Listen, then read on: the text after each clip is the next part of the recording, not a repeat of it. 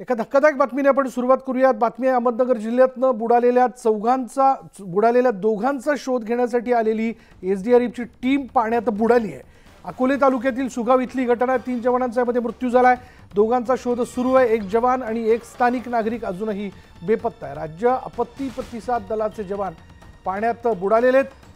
सुगाव इथल्या बंधाऱ्याजवळची घटना आहे। प्रवरा नदी पात्रात बुडालेल्या दोघांना वाचवण्यासाठी ही टीम पाण्यात उतरली। त्याचवेळी पाण्यात उतरलेली बोट उलटली। पोलीस, महसूल प्रशासन, बचाव पथक घटनास्थळी दाखल झाले। अहमदनगर जिल्ह्यातील सुगाव इथल्या बंधाऱ्यावरची घटना आहे आणि तिथे हा सगळा प्रकार घडलेला आहे। दोघांचा शोध घेण्यासाठी म्हणून ही बोट जी आहे ती पाण्यामध्ये उतरली होती, पण ती बोट तिथे उलटली आणि दुर्दैवाने आपण बघतोय की त्यामध्ये असणारे 2 जवान जे आहेत ते पाण्यामध्ये बुडालेले आहेत। अधिक माहिती आपण जाणून घेऊयात। आमचे प्रतिनिधी हरीश डिमोटे आपल्या बरोबर आहेत। हरीश, काय माहिती याबद्दल? विशाल, अहमदनगर जिल्ह्यातली ही अतिशय धक्कादायक अशी घटना आहे।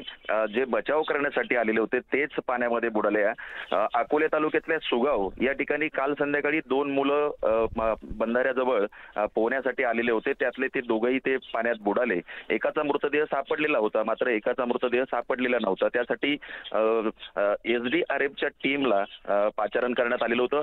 आज ही टीम सुगाव येथे पोहोचली आणि सकाळी साधारण 6-6:30 वाजेच्या दरम्यान हे बोटीने आतमध्ये जे बंधारा आहे किंवा ती जी नदी आहे त्या ठिकाणी गेले। त्यामध्ये 4 जवान होते आणि एक स्थानिक नागरिक देखील होता।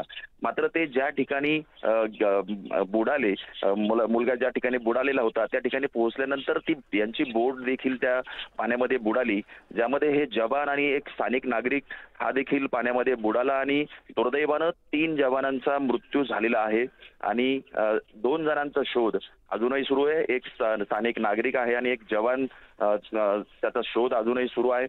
जे बचाव पथक आहे किंवा महसूल प्रशासन आहे, पोलीस आहेत, स्थानिक नागरिक आहेत, हे बचाव कार्यात किंवा त्यांना शोधण्याचं काम त्या ठिकाणी करतायत। अतिशय धक्कादायक अशी ही घटना आहे। माजी महसूल मंत्री बाळासाहेब थोरात देखील घटनास्थळी पोहोचलेले आहेत आणि ते देखील सूचना या प्रशासनाला करताना दिसत आहेत। मात्र 3 जवानांचा मृत्यू आणि आणखी 2 जणांचा मृत्यू झाल्यानं सर्वत्र हळहळ व्यक्त होती आहे। विशाल, ह्या सगळ्याच्यात आपण बघतोय स्थानिक मंडळी देखील तिथं जमलेली आहेत। हरीश, अशा वेळी त्वरित मदत कार्य, कारण मदत कार्य करण्यासाठी बचाव पथक पोहोचलेलं होतं, पण त्यांचीच बोट उलटल्यानंतर अतिरिक्त काही व्यवस्था जी तिथे मागवण्यात आली आहे का? आता प्रांत अधिकारी स्वतः त्या ठिकाणी पोहोचलेत। अग्निशमनचे जवान असतील किंवा आता एसडीआरएफ ऐवजी आता एनडीआरएफच्या टीमला देखील बोलवण्यात येत आहे। 3 जवानांचे मृतदेह सापडलेले आहेत। 2 जणांचा शोध अजूनही सुरू आहे। आता 4 तास उलटून गेले, त्यामुळे आता त्यांना शोधण्याचं केवळ काम यांना करावं लागणार आहे। मात्र विशाल, आपण जर बघितलं तर एसडीआरएफची टीम जेव्हा पाण्यात उतरली तेव्हा त्यांनी स्वतः लाईफ गार्ड घातलेले होते की नाही, किंवा त्यांनी ते सगळ्या जे नियम आहेत ते पाळले होते की नाही, हा देखील प्रश्न निर्माण होतोय।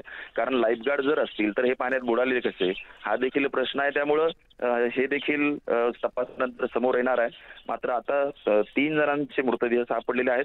2 जवानांचा शोध सुरू आहे, ज्यामध्ये महसूल प्रशासन असेल किंवा अग्निशमन पथक असेल, स्थानिक नागरिक असतील, हे देखील मदत करताना दिसत आहेत।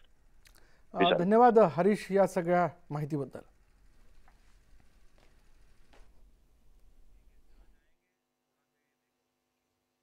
काल सुगाव परिसरामध्ये 2 मुलं पोहण्यासाठी आले होते। दुर्दैवानं त्यांचा पाण्यात पडून त्यापैकी 1 जणाची बॉडी रिकवर झाली आहे आणि 1 जणाची बॉडी अजूनही रिकवर व्हायची होती, म्हणून आपण एसडीआरएफच्या टीमला ती बॉडी शोधण्यासाठी विनंती केली होती।